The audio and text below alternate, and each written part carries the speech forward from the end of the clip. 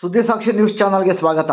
ಆಗ್ನೇಯ ಶಿಕ್ಷಕರ ಕ್ಷೇತ್ರಕ್ಕೆ ನಡೆಯುತ್ತಿರುವ ಚುನಾವಣೆಯಲ್ಲಿ ಬಿಜೆಪಿ ಪಕ್ಷದಿಂದ ಸ್ಪರ್ಧಿಸಿ ಮರು ಆಯ್ಕೆ ಬಯಸಿರುವ ವೈ.ಎ. ನಾರಾಯಣಸ್ವಾಮಿ ಪರವಾಗಿ ಗೌರಿಬಿದನೂರು ನಗರದಲ್ಲಿ ಮಂಗಳವಾರ ಬಿಜೆಪಿ ಪಕ್ಷದ ಮುಖಂಡರಾದ ಎನ್.ಎಂ. ರವಿನಾರೆಡ್ಡಿ ನೇತೃತ್ವದಲ್ಲಿ ಬಿಜೆಪಿ ಪಕ್ಷದ ಮುಖಂಡರು ಹಾಗೂ ಕಾರ್ಯಕರ್ತರು ನಗರದಲ್ಲಿನ ಶಾಲೆಗಳಿಗೆ ಭೇಟಿ ನೀಡಿ ಶಾಲಾ ಶಿಕ್ಷಕರಿಂದ ಮತಯಾಚನೆಯನ್ನು ನಡೆಸಿದರು.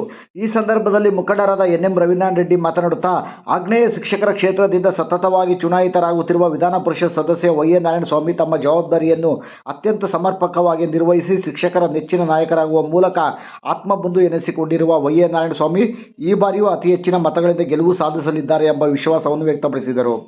ಈ ಸಂದರ್ಭದಲ್ಲಿ ಬಿಜೆಪಿ ಪಕ್ಷದ ಮುಖಂಡರಾದ ಡಾಕ್ಟರ್ ಎಚ್. ಎಸ್. ಶಶಿಧರ್, ನಗರ ಬಿಜೆಪಿ ಅಧ್ಯಕ್ಷ ಮಾರ್ಕೆಟ್ ಮೋಹನ್, ಗ್ರಾಮಾಂತರ ಮಂಡಲ ಅಧ್ಯಕ್ಷ ರಮೇಶ್ರಾವ್ ಶೀಳ್ಕೆ, ಜಯಣ್ಣ, ವೆಂಕಟಾದ್ರಿ, ರಘು, ವೇಣುಮಾಧವ್, ಶಾಂತಕುಮಾರ್, ಪರಿಧಿದಿ ಮಂಜು, ರಾಮು, ಅನಿಲ್ ಕುಮಾರ್ ಹಾಗೂ ಇನ್ನಿತರರು ಭಾಗವಹಿಸಿದ್ದರು. ಆತ್ಮಬಂಧು ಆಗಿರೋದ್ರಿಂದ ಅವರು